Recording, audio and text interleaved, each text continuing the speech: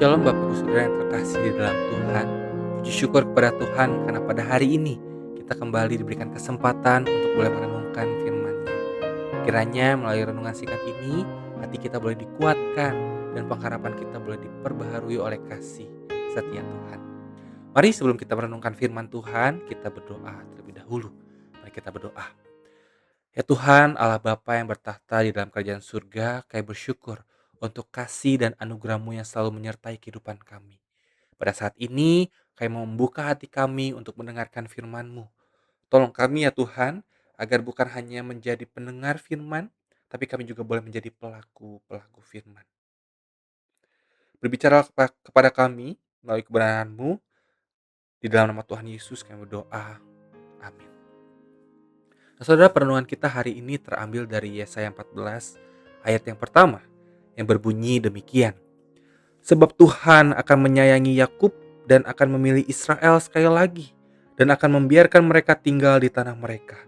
Maka orang asing akan menggabungkan diri kepada mereka dan akan berpadu dengan kaum keturunan Yakub.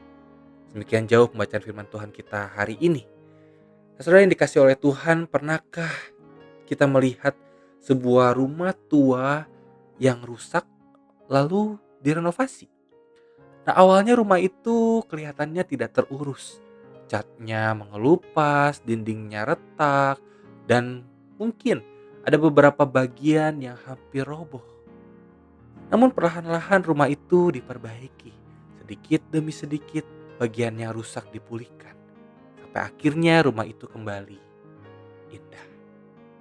Nah, saudara, gambaran itu mengingatkan kita sebenarnya pada pekerjaan Tuhan di dalam kehidupan manusia.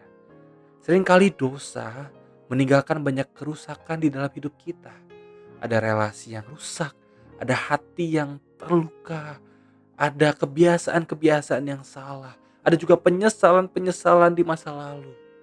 Atau mungkin juga berbagai kegagalan yang membuat kita merasa tidak utuh lagi. Nah, kadang kita berpikir bahwa semuanya sudah terlambat dan tidak mungkin bisa diperbaiki. Namun saudara, firman Tuhan hari ini menunjukkan kepada kita bahwa Allah kita adalah Allah yang memulihkan. Ketika bangsa Israel mengalami penderitaan akibat dosa dan pemberontakan mereka, Tuhan tidak meninggalkan mereka selama-lamanya. Tuhan berjanji untuk kembali mengasihani dan memulihkan umatnya. Inilah kabar baik bagi kita, saudara. Kasih karunia Tuhan tidak pernah berhenti pada pengampunan. Tuhan bukan hanya mengampuni dosa kita, tetapi juga sedang mengerjakan pemulihan di dalam hidup kita. Dan Dia bekerja memulihkan hati yang hancur, membangun kembali iman kita yang lemah, dan juga menuntun kita kembali kepada tujuan hidup yang telah Dia rancangkan. Bahkan saudara, Alkitab mengingatkan kita bahwa suatu hari nanti Tuhan akan menjadikan segala sesuatu baru. Segala kerusakan akibat dosa akan dipulihkan sepenuhnya ketika Kristus datang kembali.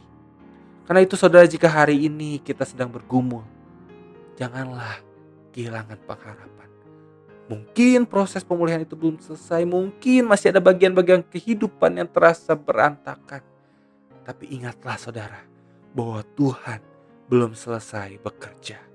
Sang pemulih itu sedang terus berkarya di dalam kehidupan kita. Dan Dia yang memulai pekerjaan yang baik juga akan menyelesaikannya pada waktunya. Maka dari itu saudara, mari kita tetap percaya kepada Tuhan. Sebab tidak ada kerusakan yang terlalu besar bagi kasih karunia-Nya. Dan tidak ada kehidupan yang terlalu hancur untuk dipulihkan oleh Dia. Amin. Mari kita berdoa. Bapa yang penuh kasih, kami bersyukur karena Engkau adalah Allah yang memulihkan.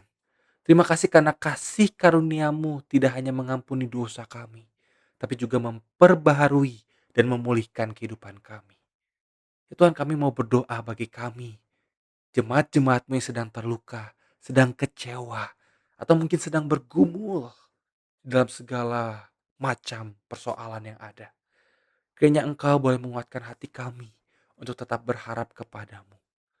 Dan kiranya Tuhan boleh menolong kami untuk terus percaya bahwa Engkau sedang bekerja, bahkan ketika kami belum melihat hasilnya.